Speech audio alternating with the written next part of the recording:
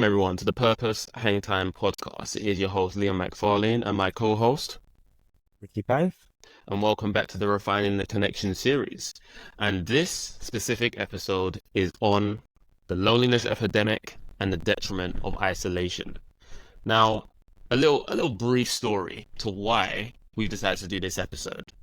First things first, I managed to have a glorious weekend where my social battery is all the way up. It's all the way up. And it's great. Managed to see Rix. Rix is back over in the UK from Denmark. And also managed to see a lot of other mates who had a lot of interesting stories and great stories to tell me. But then this is the thing. I feel grateful that I do have that in my life where others do not. This particular topic and episode has been on the roster for a while. And I've been fearful of actually doing it because of the scope and the depth. But I think we're with this podcast where we can actually talk about this in depth and really delve into the nuggets of information that would be beneficial for our audience. I think it's important. So we are, ladies and gentlemen, in a public health crisis. We are the most hyper-connected society, but then we're also the most lonely. Why is this? Why is social connectedness so low? What is going on with the quality of our friendships? And why is loneliness so rife? The US General Surgeon that was employed during the Obama administration, Vivian Murphy, first declared the loneliness epidemic being a problem that is sweeping the nation, sweeping globally. And this is all on the basis of such a massive cultural shift and change within our lives. We are the most socially connected society. We have our Instagrams, we have WhatsApp, we have all these different means and methods for communicating. But then the key essence of social connection and belonging has been lost. And it's a shame because we are in a massive crisis where this needs to be improved. So with that basis, I think we should delve into what is the definition of loneliness.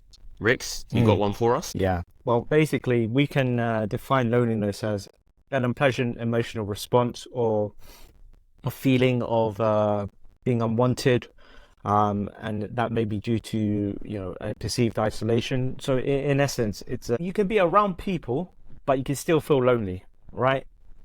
And it's kind of that innate feeling we have that we're not, in a way, really connected with people in our group. So that's why you can still feel lonely even when you're around people. Now, there is kind of a key difference between solitude and loneliness. I would say solitude is when you choose to be alone. And it's basically, you could call it like a state of engagement with oneself, where you pursue to have that me time to yourself, to kind of self-reflect and do things you want to do. Like I always say to you, Leon, at least once a month I have what I call a Ricky or me weekend, right? Where I don't really speak to anyone. Yeah. I don't really go out. I just, be with my apartment or do whatever I want, whether that be, sleeping, taking naps throughout the days or eating whatever I want or watching whatever I want. But that's kind of my solitude time, right? It's where I choose to be alone and I feel happy to be alone. And in a way that allows you to do, really deep self-reflection on yourself. It also is a great way to kind of problem solve any potential issues or troubles or challenges that you may face in life or at work, for example. It's really that thinking time there. Whereas loneliness, And I guess it helps it's kind of external, right? minimize noise. Yeah. Whereas loneliness, you can perceive it as something that is external, in a sense that it's those feelings and emotions that you can't control. And a particularly great thing I found here is solitude is a virtue to be pursued, whereas loneliness is a danger to be addressed. And I'm sure we're going to address loneliness as throughout this episode. Exactly. Very, very important words there. And the other thing, Rix, when it comes to the loneliness question and the issue with this massive public health crisis, the fact that you stated that is something that needs to be addressed, right? The statistics when it comes to loneliness are gut-wrenching. It's scary. And the thing is, we all know someone or a group of people who are lonely, who have that life to themselves, or even in relationships and feel like they are lonely. It's personal to each and every one of us, but it is to understand how to address it because there's so many detrimental effects of persistent loneliness. So I'm going to go and hit with some statistics. Looking at the World Health Organization, they put loneliness in the same bracket as excessive tobacco use and obesity. We have an obesity crisis already in first world countries. So having an extra pillar of something to worry about in terms of global health, it's an issue. So let's go with some of the claims. Some claims suggest that loneliness can be as harmful as smoking 15 cigarettes a day, and that loneliness can increase your overall risk of death by 26%. That is no small number. It's no small number, but it does make quite a bit of sense because if we, as humans, are supposed to have, not a hive mind, of course, but we grew up in villages. We were explorers, but we always were connected in a group. And if you were to stray away from that group, when you look back at Neanderthal times or look back at the earlier times, you wouldn't survive on the basis of you do not have a safety net and there's no one to interact with. Loneliness is worse for you than obesity. Yet again, quite self-explanatory. So, like, solitude is positive, but isolation by yourself is not a good thing whatsoever. Loneliness I guess is a risk factor. I guess you could also say that I don't know if there's a direct connection, but loneliness could also be a indirect cause of obesity. I think when you feel alone, then you sometimes use food as a way of filling a particular void, for example. It'd be quite interesting to see if that is actually directly connected. And I guess whilst you're lonely, you will seek comfort. If your comfort is not going to be a biological person, it can be a pet, but then it also can be food. If that's what really gets the dopamine, the hormone of reward there, then that's essentially what you can gravitate towards. And it's just striking how easy that can be in terms of the way how our minds work with neural networking. It's really, really fascinating. So yeah, another point, loneliness is a risk for depression later on in life. Yet again, if you are siloed and you feel like you have no one else to talk to, imagine being in a room and you do not see anyone for a long period of time. You cannot communicate. It's literally you and four white walls. You're essentially a prisoner in your own mind. As humans, we are here to communicate. We're here to talk. We're here to spout ideas. If there's no way to be able to have that interaction, have those ideas out there, essentially you are your own sounding board. And that's not how life is supposed to work. As humans, we communicate. It's if we have external factors. When there's no external factor, essentially this is what causes the detriment and breakdown of many things, right? There's nothing to nourish you. Yeah, exactly. So I found that really, really, really interesting. Another point, loneliness and social isolation puts individuals at greater risk of cognitive decline and dementia. So this is all points now what literally I just said about depression later on in life. Cognitive decline, there's nothing that's consistent or perpetually nourishing you.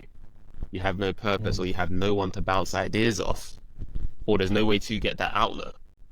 Of course, cognitive decline, in terms of the way how your brain works, it is not going to function well. We are a social race. We're social animals in that sense.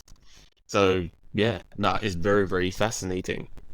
And another quote or another thing that was put out there, which is I don't have on my list of statistics for loneliness, is when 2/5 of elder individuals say that their main company is the television. I think that's absolutely insane. Yeah, I mean, just listening to that is actually quite terrifying and shocking. And it's quite sad. It's upsetting. But Hence then the reason why I thought, or why we thought, it's necessary to do an episode like this, because it's astounding. It'll be quite interesting to see where that stat comes from and what it was the kind of target census or What the sample survey size is. populations? Yeah, of course. Because I'm just thinking, coming from an Asian Oriental background, we were always taught to Mm. worship our elders. Now, maybe in kind of the Western world, it's a bit different. Maybe they less connected family wise, but it'll be quite interesting to see, Mm. where that sample size was taken from. Yeah, definitely. And we will put the links into the actual episode itself, but this is all coming from one of our sources that we are going to state later on, which is a charity based on loneliness. So definitely reputable. But yeah, it's the numbers are astounding and the quotes are very, very shocking. And then the final thing I'm going to point out, 21st century numbers when it comes to men and women with no close friends, and we're talking zero. Me and Ricky, I would regard our close friends. It's increased 5 times in the 21st century with the advent of all these other different ways of connecting. There are more people that can say, I don't have anyone to turn to when it comes to a time of crisis. I have no one to talk to. And that's both men and women. And it's more prevalent in women, which, yet again, it's sad. It's upsetting. This is why we must have gratitude when we do have a podcast like this, or we have a platform where we can discuss, that we are able to at least have a quick catch up before we start recording, and we can meet up with tons and tons of friends who actually do check in on us. So those are some of the stats that, it's very disheartening, but yeah, it's something that I believe is definitely beneficial for our audience to know if they did not know this already. Rix, you have any further points on that? I mean, it's quite harrowing to hear that, where, the number of men and women with no close family increased by 5 times. And I think we'll probably discuss this a bit later on, the rise and advent of social media as well. I think particularly plays a great part in that, where, especially when you're on Instagram, for example, someone can boast, oh, I have like 1,000 followers, for example, but how many of those 1,000 followers do you actually talk to on a daily basis you can open up to? It's all and good, having these 1,000 followers following your kind of daily life, but do they actually care about your daily life as well? So yeah, it's quite interesting. Yeah, exactly. Because essentially, whereas is the quick dopamine hit of I post something, there's a reaction. Right. What is the quality of that reaction? It may give you that social high briefly, but do you know the person? Can you even say that they're an acquaintance? Not really. It's a random person online, and I think that has had such a profound effect on society, especially nowadays. And yeah, going into the next few talking points.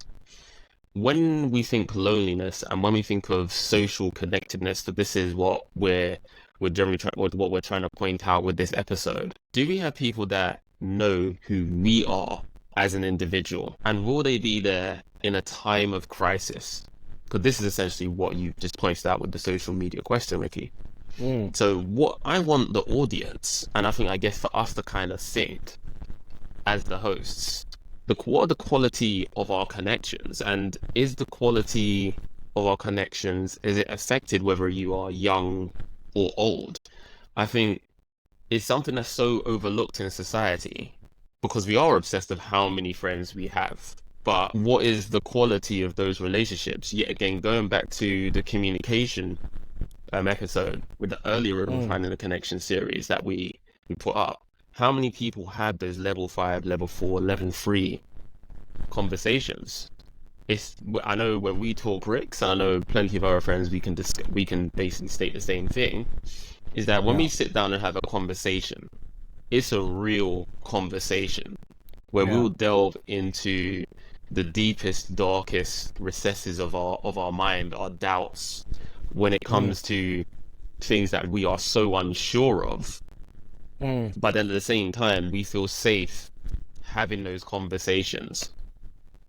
So a question to the audience, how safe do you feel when you do have all of these friends around? Do you feel safe to have those conversations? And I think it's something that you should really think about when it comes to looking at your social circles. And just to go back to a little bit more literature and a few things that I've been musing on. So I read a book about 2 years ago called Friends by Robin Dunbar. And this is a guy who, I would say, in terms of, he looks at connections, social connections within society. And what he really, really points at is that, okay, the term friend is used in so many different instances. Girlfriend, boyfriend, old friend, good friend. Wow. You know, it's a term that is actually quite potent in society. But when you look back at how things used to be, it's the 18th, 19th century and going all the way back before we had all this great technology that is essentially a double-edged sword, he worked out the average amount of social connections one person would have and layer it in terms of like a table system. So each one of us back then would have 1.5 close friends. I want to say a close friend, this could either be, it could be someone who you have like a really, really good social connection with. So that could be a partner, that could be a really close friend like myself and you, Rix, that could be a mum, it could be someone within your family, but this is someone who would tell, I won't say your secrets to, but you would have a consistent, high quality connection with. Then you'll have your 5 close friends that, yeah, again, we could say it's the boys that we have over for our Frat Fridays or Sensation Saturdays, whether it's Denmark or UK, wherever we do it. You know, where you still could have a high level of communication with, but obviously not the level of intimacy that you would have about 1.5 at the top. Don't forget the George's crew as well. Don't forget the George's crew. We have to mention them. Yeah, of course. There's a lot of people, but yeah, again, we're privileged to have a lot of people in that sector of 5. Yeah. Then the next would be 25 friends that you would have where you would check up on them, not as tight as that 5, or not as tight as that 1.5, but it would be someone that in terms of that mentality where you can have those conversations and you can discuss things, you still have that. And then the rest of the people within your so-called village will be acquaintances. But ultimately, on average, it's 125 social connections that you would have. But looking back at what we just spoken about before, people don't really have those 125 connections anymore. It's actually quite skewed more to acquaintances, doing things solitary, and then people that you say hello to on the internet, which I think is quite insane. So and I think just to kind of chime in there, Liam, as well, I think maybe part of it is, well, I think a big part of it is feeling comfortable in being vulnerable with certain people, right? And I think personally for me, that's how I build close friends. You know, I've been vulnerable around you, I've been vulnerable around other people. Yes.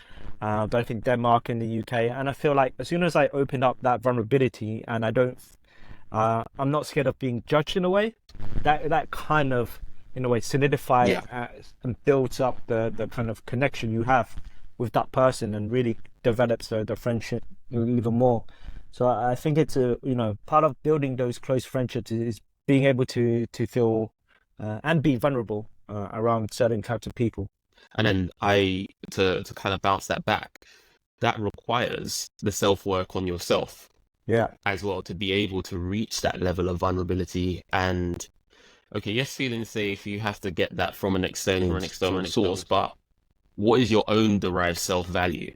And I think one of the main issues when it comes to society is self-value is so low, and that it needs to be garnered and gleaned from external sources, so such as the likes on Instagram or consistently being bombarded with so many messages on, let's say, WhatsApp, that we've just lost true social connection, which is sad. But yeah, again, it's the reason why we do these episodes, to have these sort of conversations, shoot the breeze. So sometimes the issue is not having friends, it's just that we're not experiencing friendship. And I think that's powerful within itself. How many can really truly say that they experience friendship within their group of so-called friends? Another point to point out in this would be the cultural shifts in individualism. We live in a world where we're told you can do it all yourself. You can be in that silo and achieve as much as you can. But it does take a village to be able to progress. There's no such thing as doing it all by yourself. Something that I learned via divorce. I thought, you know what? I'm coming out of this partnership. I'm coming out of this relationship. I want to buy a flat. I want to do this. I want to do that. and I can do this all by myself, single-minded, focus, laser focus, tunnel vision, everything, and do it. But ultimately, that's not how it was going to work. I needed the support of my friendship circles and my close friendship circles when it came to having those deep discussions about how I feel. And I think that's the issue, not talking about how we feel, you know? So you can't do it by yourself. And I think that's a very important message to put out there. So, moving away from the negatives, we do have plenty of examples in this world when it comes to the positive side of things, when it comes to having long-lasting friends. So, in Japan, Okinawa specifically, the Okinawan people have this term called Moai. And with this term, it literally means long-lasting friends. And with this, people live longer, people live better. Individuals do not have any issues when it comes to dementia, when it comes to belonging, because they've grown up with a set group of people and they've been there lifelong in terms of friendships. And it's not just I go to a club or I go to a school and we just all do the same thing. It's a group of individuals within the fabric of culture in Okinawa that they believe that having this social connection with these group of friends is important, that they maintain it and maintain it for life. And these individuals in these groups live longer than 70s, 80s, 90s. And imagine having a friendship group that you can say you've been a part of for 60 years. You know everything and anything about these individuals. You spoke about being vulnerable and open. Isn't that the ultimate bliss, where you can say you've been with a group of friends for this amount of time? We've seen all of the changes, we've been through the ups and downs, and we're still here when it comes to later on in life. A few studies when it came to this group of people in Okinawa, or using this specific term, shows that levels of dementia, low. Levels of ailments and illnesses, low. In terms of levels of happiness, increased massively, because there's a sense of belonging. And I think that's something that is missed massively in society today. It's belonging to a group of people that you can say are my dedicated friends and who are there in a time of crisis, who are there and really, really know me as an individual. I feel that I'm actually valuable in this circle. So a lovely thing to actually sit and read about. And that's something that we're also going to put in the episode comments and in episode description, because I think it's just increasing that understanding of what is the power of friendship, what is the power of social connection. So yeah, but then there's also, Rich, you got something to say? No, it looks like you're ready and primed. No. I'm just really soaking it in, to be fair. But yeah, it's astounding. But I guess, yeah, again, that comes with cultural differences. I don't know, Rick's because I'm not going to say, because of course, Chinese, I'm not going to say similar to Japanese culture, but would you say that when it comes to Far East Asian culture, that there is more precedence on the value of connection, the value of family? I mean, if you go to Asia, especially Thailand, you will hear the phrase "same thing but different," and it totally applies in this case. But yes, I think in Far Eastern cultures, you be Thai, Chinese, Japanese, Korean, Vietnamese, Filipino, Malaysian, Singaporean, whatever. I think deep down there is a innate general value of looking after your elders and looking after family and stuff, and really just kind of building connections with others. I mean, me speaking as an Oriental, we kind of pride ourselves on being able to forge, build, and also maintain new connection with others, generally speaking. Whereas I think in the Western world, I think we probably see ourselves as more individualistic, and as you mentioned before, like I could do everything by myself. I don't need others. So yeah, I think just coming from an Asian kind of perspective, I think there is more value placed on building connections. Yeah, and I think for me, coming from the Black community, it definitely is a cultural thing as well, because within the Black community, it's quite it's multifaceted. You do see some semblance of family connectedness, but it's not as, from my perspective, looking at other cultures, it's not as consistent. Yeah. And whether one wants to look back in the past and blame that, or whether one wants to look at just the way how so I'm from the Caribbean community, single parenthood is rice within the Caribbean community. And the issue with that is if you don't have connectedness within your own home, the knock-on effect when it comes to your actual personal life and how you value and deem human connection, it's going to be fractured.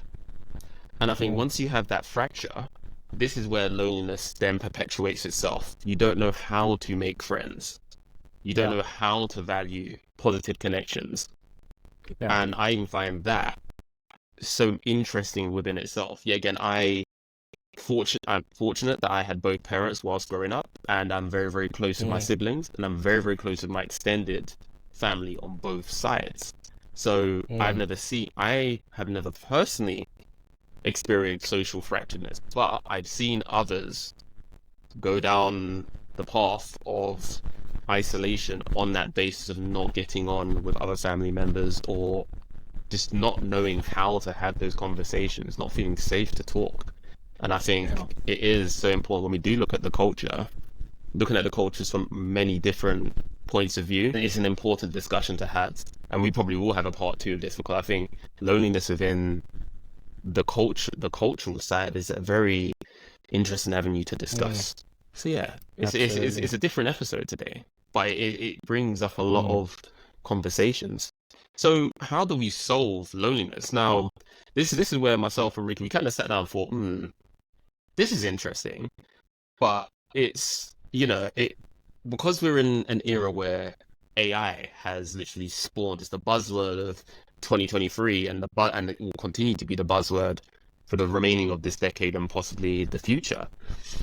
Can we solve loneliness with AI, and what are the different avenues that goes down? Now, myself and Ricky, we're not an advocate of any of the methods that are used here, but it's just things that we've seen in culture, the massive shift towards ChatGPT and the AI race and AI boom, that we're seeing all these different avenues come up. So Karen AI Meta has invested in AI companions. And when I say AI companions, what do I mean?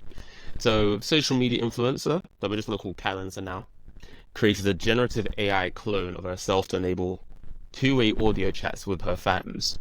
Not going to say what platform this is, because we're not an advocate of that platform, but essentially what she has done is create pseudo-human connections with people that they're not real human connections, as the reason why I said pseudo. And where does it stop? Where do we draw the line to say where human connections need to be?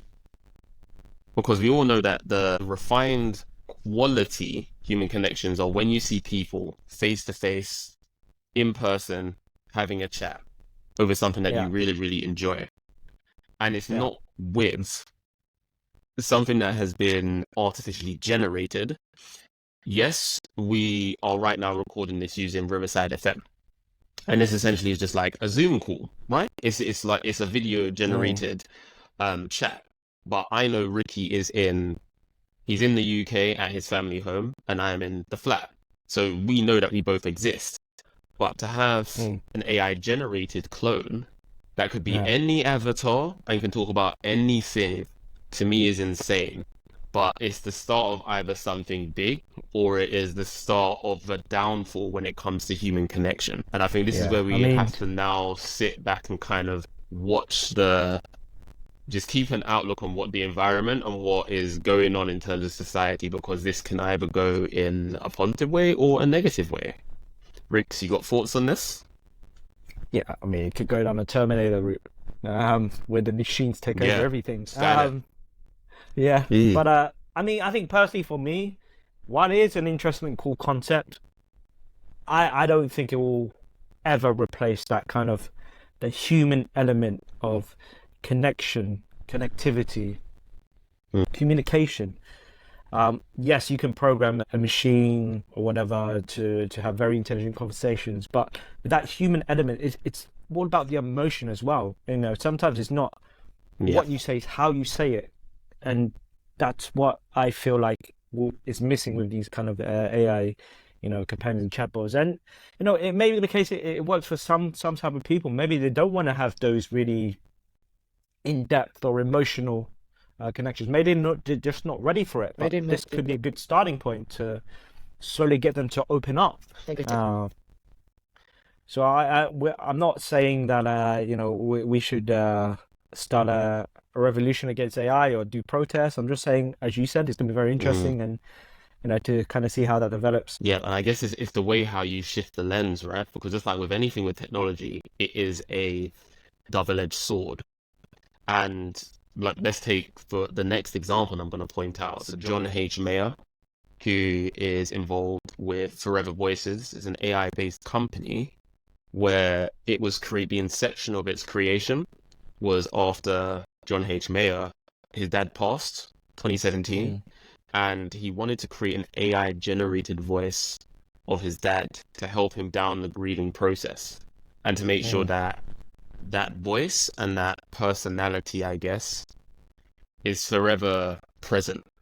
Now, for me, who did lose his dad a few years back, to me, when I read that, I was thinking to myself, okay, that's definitely an interesting use, and I guess it has its specific use case scenario. Would I want an AI generated version of my dad's voice? No, not particularly, because it's not the same thing.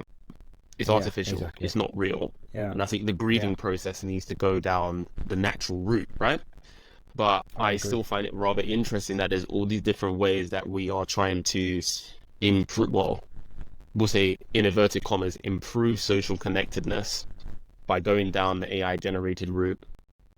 But as I said, double-edged sword, and I guess it's a watch the space situation. So yeah, definitely. But yeah, we've had such a great discussion so far. We've covered over a lot of different topics, and we have finally got to the our experiences section, because at the end of the day, loneliness, everyone does have an experience with it.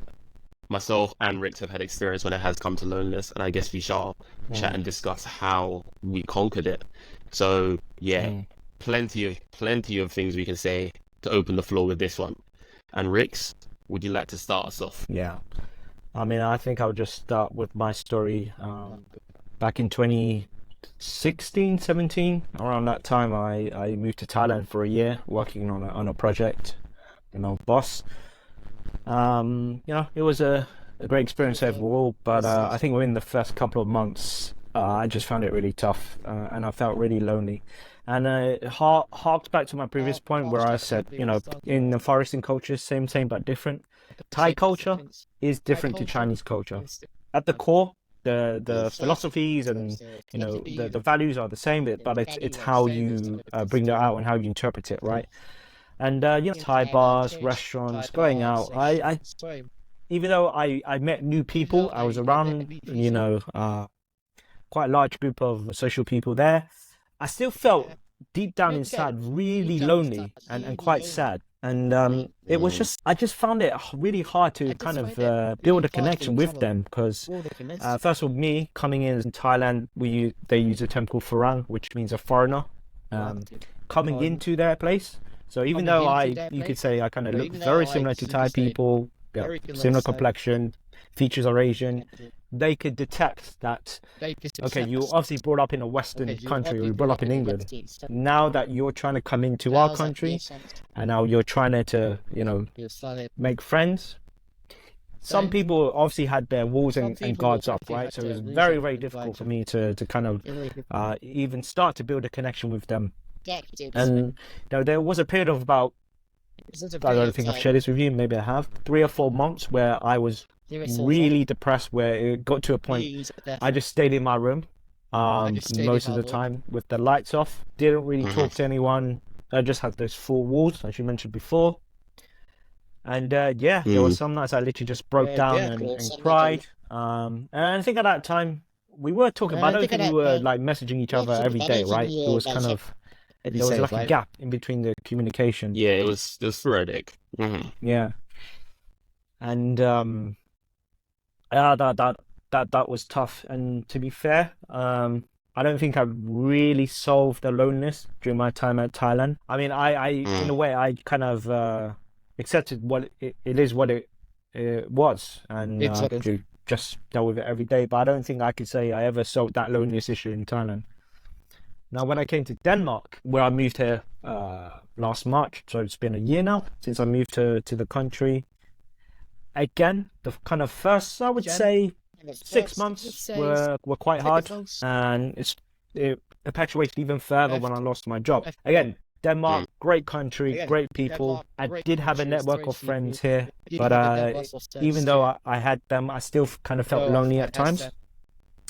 And obviously, with me being laid off, that kind of added to it, where I further fell into depression. Things were not going well.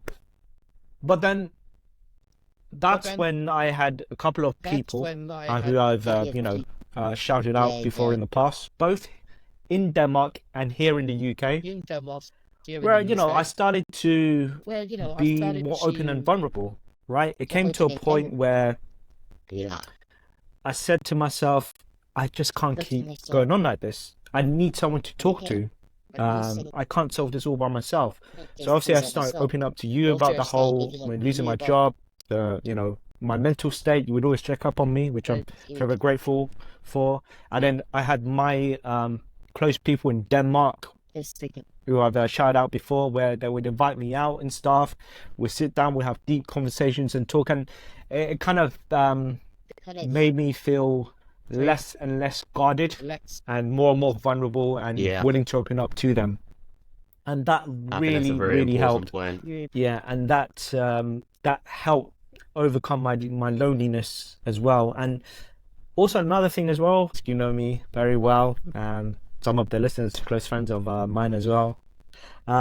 Dating. Now that is a interesting topic in itself when it comes to me dating. You know me. I used to be very heavy on the dating apps, using Tinder, Bumble, Hinge, Happen, using all of them. And the reason why I did that is, first, I needed kind of that dopamine ego boost hit, right? Swipe, oh, match, swipe, oh, match. I saw it as I needed that validation, right? That external validation. But I think over the past year, again, I'm actually grateful for that being laid off, because that also gave me time to do self-reflection and to practice the art of solitude. And so the more time I spent with myself, the more self-reflection I was able to have and get and really think about stuff, not on a 2D level, but a 3D level there as well.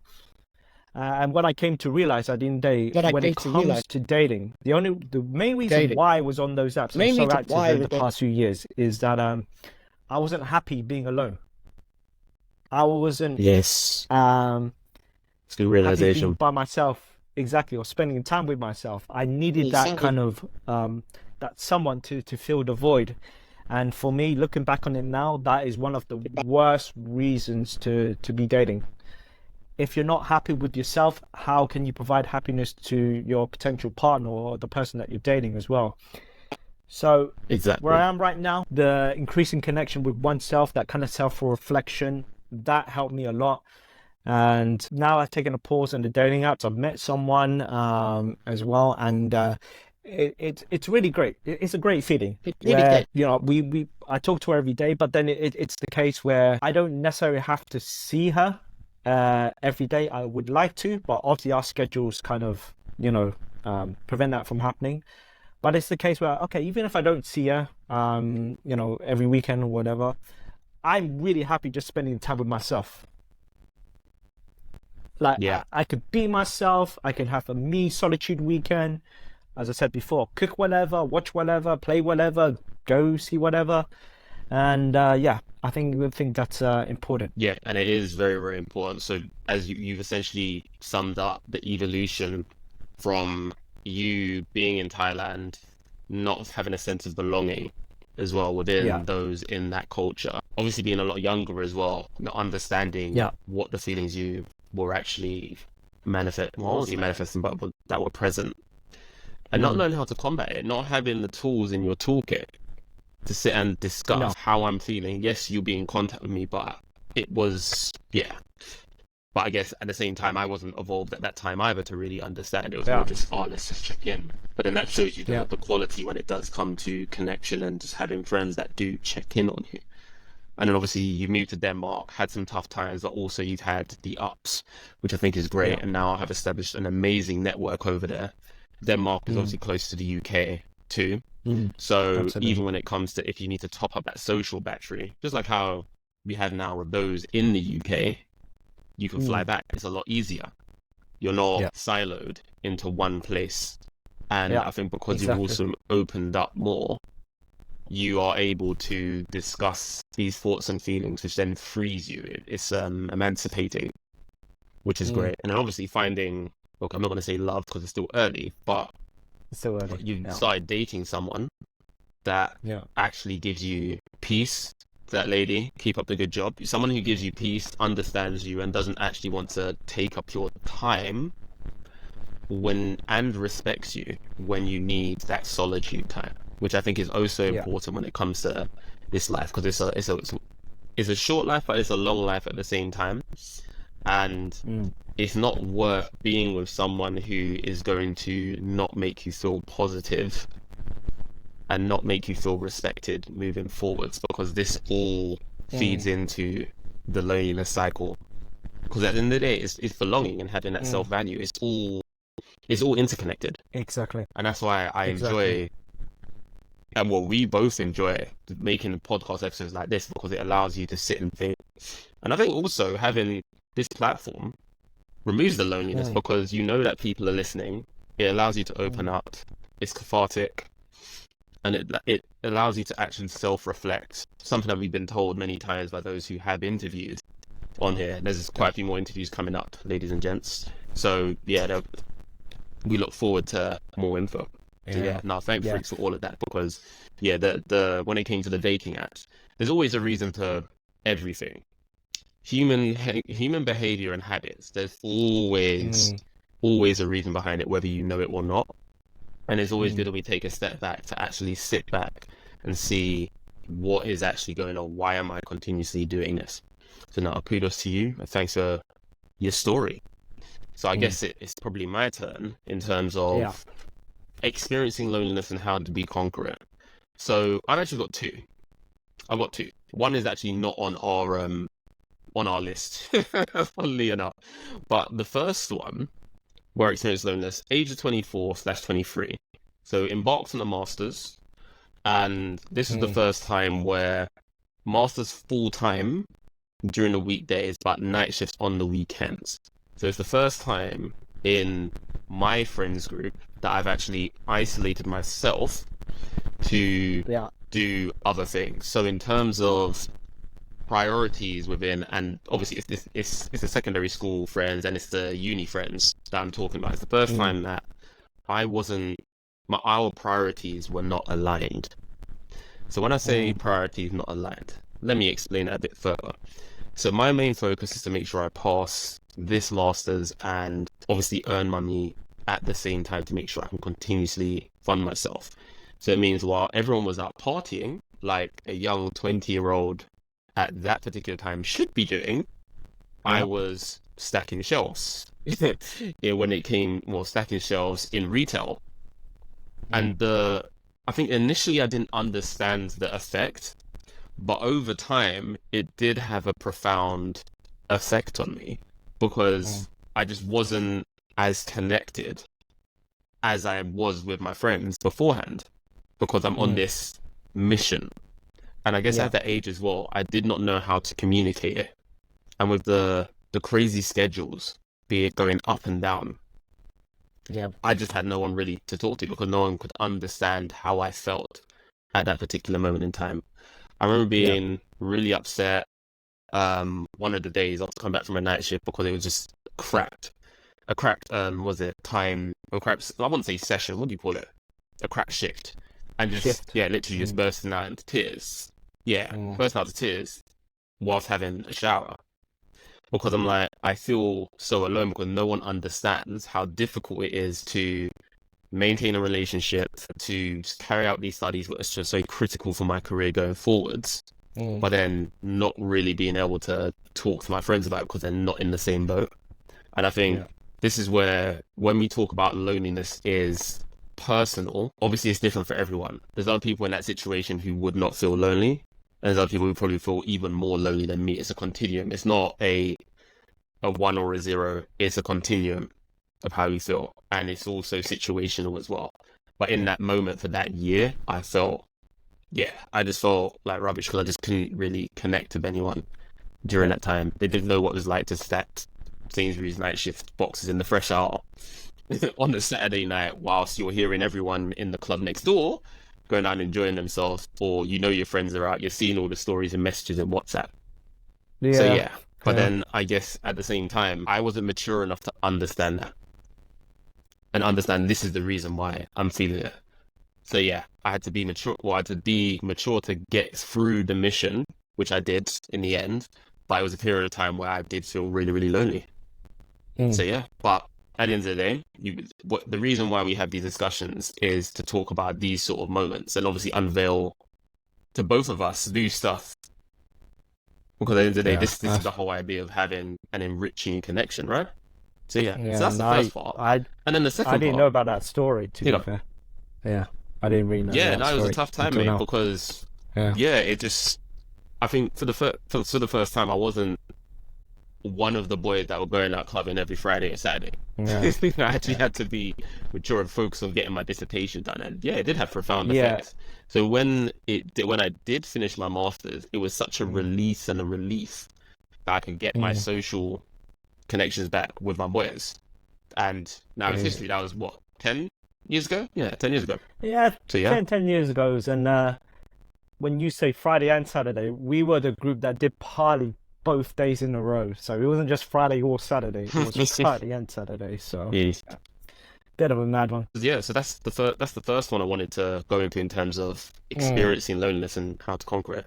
The second one, so you pointed out with yourself, you understood the reason why you were perpetually dating and using the app. And that was, so it was to fill that void and not feel lonely.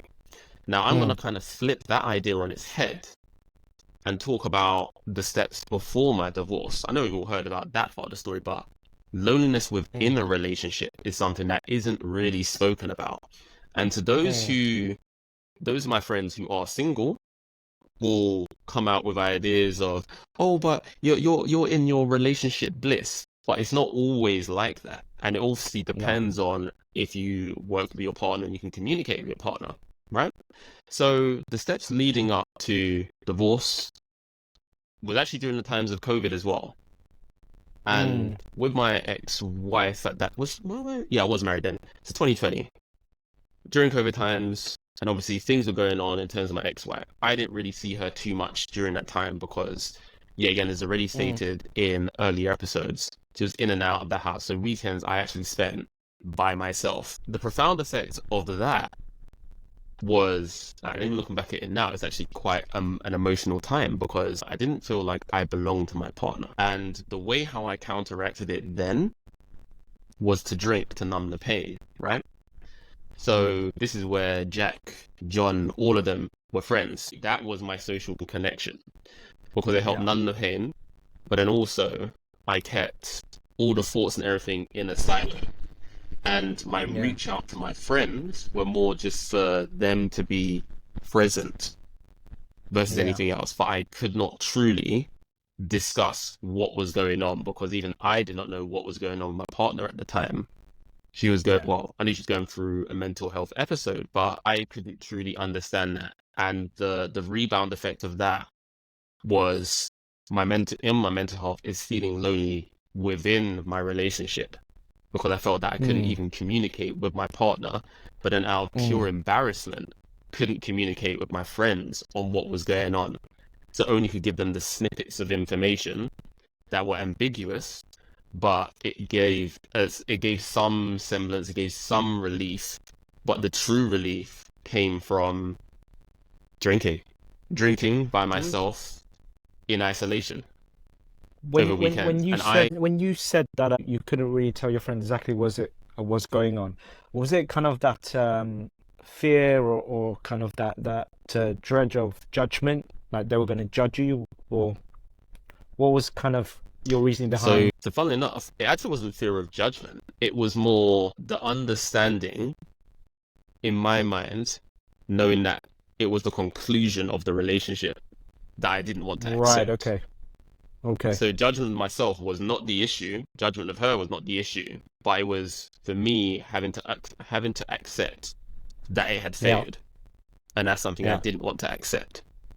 So Yeah. then that also meant that that was at the detriment of my own mental health. Mm. I had to then, my outlet was the drinking. And that had Mm. obviously, well, we all know that alcohol has its effects. I wouldn't say I was an Yeah. alcoholic, not at all. But Mm. I simultaneously looked forward to the weekends, but at the same time dreaded the weekends. And I looked Yeah. forward to going to work because it was a great distraction away from Mm. that loneliness. So upon reflection, to all those that are single, if you are in a relationship, it doesn't mean that you are not lonely. And at the same time, you can be out of a relationship, you can be single and not be lonely, because your social connections could be filled up with friends, it could be filled up with family. You don't have to have a Yeah. romantic connection to Yeah. feel satisfied in terms of having connection or being wanted or have that feeling of belonging, or having quality of connections. So that's something I Mm. really wanted to point out in terms of the general social construct and idea of, oh, if you're in a relationship, you always have someone to talk to, because it's not the case. You can have Mm. numerous amounts of friends, but then have low quality friends, and that means that you can still feel Exactly. lonely despite the numbers. And I think it's important to point this out. So yeah, so in terms of my experiences, that is the major experience of feeling loneliness. And I think even when I did start dating Gabs, because I still had not come to terms with understanding, or no, I hadn't come to terms with certain things regarding my personality, such as opening up about divorce finances and all Mm. that sort of stuff as well, and truly understanding why the divorce happened. I then still siloed myself in certain portions of my brain when it came to talking about these sort of situations. And obviously, Gabs is open. She is amazing when it comes to understanding me, but then I wouldn't allow that to happen. And that's where professional help had to come in to help give me the tools to be able to do that. Mm-hmm. So loneliness, as stated, ladies and gents, it can be complicated as it can be, or it can be simple. It just depends on what the circumstance is. Yeah. So yeah, so that's my experience, keeping it, well, I was going to say short and sweet, but and I think it may be possible, it may be necessary to do a second part to something like this, because it is very important to discuss. So yeah, Mm. but with that, let's talk about the ways to increase connection and reduce loneliness, because we've given two very different scenarios when it comes to loneliness. Mm. But I think what we're going to then talk about, or just point out, is certain ways that we've counteracted it, and it actually is stated in the points when it comes to alleviating loneliness. So Rex, you want to Mm. hit us with that one? Yeah, I mean, I'm just going to rattle through them. 7 kind of key ways to kind of increase connection and reduce loneliness. Number 1, reach out and seek professional help. There are loads of, and I'm not asking you guys to go out there, find a psychiatrist that charges £200 an hour, sit down on their couch and, talk about stuff. There are Mm, charities out there, like the Marmalade Trust, which mm, actually is focused on helping people deal with loneliness. And one of the cool things they do is this Marmalade Companions, where they assign you, someone you can really talk to, potentially open up, and really just have someone that's willing to listen to what you're going through, and also be able to bounce back some ideas or thoughts in terms of any challenges or issues you may face. So that's really important, to be able to seek professional help as well, and reaching out to these various charities and organizations. Number 2, and I think this has been a constant theme throughout throughout Yes. this episode is increasing connection with oneself, being happy spending time with yourself. And again, we talked about engaging in that sense of self-reflection, self-development, being able to really be at one with yourself, find out, okay, this is what I like to do, this is what I like to eat, this is what I like to watch, this is what I like to play, and it's really just being happy and content and being in solitude with yourself. So that's a very, very important point in that way. Number 3, self-acceptance. Accepting that sometimes you are going to be lonely, and there is a feeling of sadness or a feeling of unwanted. And I think with anything, when it comes to like grief or depression, self-acceptance is normally the first step, right? And it's acknowledging that you are going through some stuff, but it's okay. It's okay to feel this way, or it's okay to kind of feel like you're unwanted or lonely, because you're going to be aware of it. And once you're aware of it, then you can start to see what I could do to make me feel better. And it's garnering self-worth as well in that aspect. Number 4, was it 2 episodes ago? We talked about gratitude. And again, Yes, all our exactly. themes are kind of interlinked. The practice of gratitude, being thankful in this world for certain stuff in life, whether it be your friends, your family, the world, nature, people in general. And it's also kind of self-programming yourself to know that I understand my worth, I understand my value. And what I like to do every day when I wake up, go to the bathroom, I look myself in the mirror and I say to myself, okay, I know what I bring to the table. I know I'm of value. I'm going to go get what I need to get. And that's very, very important. To be able to not only be grateful for others, but in a way also realize your own self-value in that regard. Number 5, social media reduction. And I tend to use social media more than you do, Leon, but at the end of the day, social media in itself, it's a double-edged sword. But I think what you tend to find, there is a lot of white noise and false portrayals online, and it kind of feeds into your mind. There's a saying, you are what you consume. When you consume loads of social media, people can portray whatever they want to portray themselves online. It's like a false sense of identity. Exactly. Like, for example, if you're on Instagram, people can pose in front of a car, or they can flash all the money, and on the outside people think, oh, they're living a great life, they're rich, but deep down, behind the scenes, are they really living a great life? Yeah, So you don't know. being able to reduce being able to reduce yourself from those white noises and those false sense of portrayals is very, very, very important for your mind. Giving to others as well. And when we say giving to others, we're not saying you have to give like physical and tangible things. It may be just Expensive gifts. Yeah. yeah, exactly. Not bombarding someone with expensive gifts, but giving your time, for example, or being there for someone. Very important. In the moment, and giving that kind of that sense of security and vulnerability is very, very important. And the more willing you're able to give to someone, the more willing they're able to give back to you.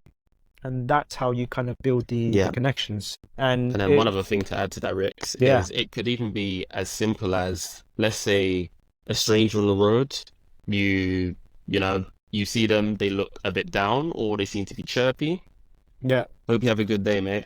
Or how's it going? Even as simple as that is giving energy to someone that could then essentially make them feel more wanted. Exactly. And that's from a stranger, and it's very powerful. Just the positive energy that one can exude and affect someone's day, affect their hour, their minute, because it all goes back to self-worth. The consistent themes that float around in these episodes, it all links back to self-worth. It all links back to self-reflection and the way how you view the world. So yeah, very important. And then finally, which kind of leads on to our last point, making the attempt to increase your connection with others. And one thing to note here, in order to do that, there must be clear, constant, honest vulnerable communication. You can't increase connections if you don't have a certain level of communication. Hence, goes back to our previous episodes, right? And being able to feel at peace, safe, and vulnerable. And what it boils down to for me is, in order to increase the connection with others, you've got to let your guard down. You've got to want to be vulnerable to the other person. And it's only when you feel more vulnerable. And I don't see vulnerability as a sign of weakness. I see it as a sign of strength. It takes courage to admit that I'm going through some stuff, or, you know, I'm not feeling great, or, you know, I feel weak. But being able to portray that to another person, and, you know, that other person, unless they're a total arsehole, they would be able to kind of, you know, understand it, digest it, and then give their own opinions and advice to you. So I think that's important. Yeah, exactly. No, thanks, Rick. Those 7 points, very important. Yeah, again, we've spoken about these themes before. They are in our other episodes as well. But this is the thing. When we talk about improving those platonic, improving those familial, and improving those romantic connections, these are all the things we need to be talking about. These are discussions we need to be having. So that's why this specific episode is so important in terms of our repertoire, and it's great that we've actually managed to get some recorded. So in terms of resources, yes, the Marmalade Trust, Ricky has already stated, charity that's mainly based on looking and focusing on loneliness. Very important. Check them out. The guy who I stated beforehand, who coined the term the loneliness epidemic, he has a book called Together, which looks at loneliness, health, and what happens when we find connection. I think that book is quite potent in terms of this message. So definitely something to look at, quite cheap when it comes to getting the Kindle adaptation, or if you get your latest at your other retail stores. And Robin Dunbar, another author who, yeah, again, I stated before, when it came to the 125 people who should be in your real social network, friends, and understanding the power of our most important relationships. That is an incredible book, and I definitely recommend that people delve into it. So in true purpose Hangtime fashion, we end on a quote, and I think this quote by Mark Twain is pretty potent too. The worst loneliness is not to be comfortable with yourself. I'm going to say that again. The worst loneliness is not to be comfortable with yourself. And that quote is true through and through, and quite simple. Until we learn to understand how to reflect and increase connection with oneself, loneliness will always be seen as a negative. And I think once we do understand how we work, the habits and everything, and if we also want to increase that connection with others, we have to first understand how loneliness affects us and how to be comfortable with oneself. And then we can increase our connections with all others around us. So yeah, and that's that in terms of the loneliness episode for the Purpose Hangtime podcast.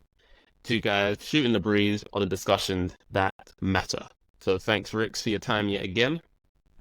Yeah, it's definitely been a deep one, and we definitely learned some new stuff about each other, I would say.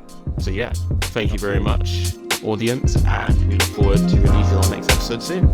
Take care. Take care, guys.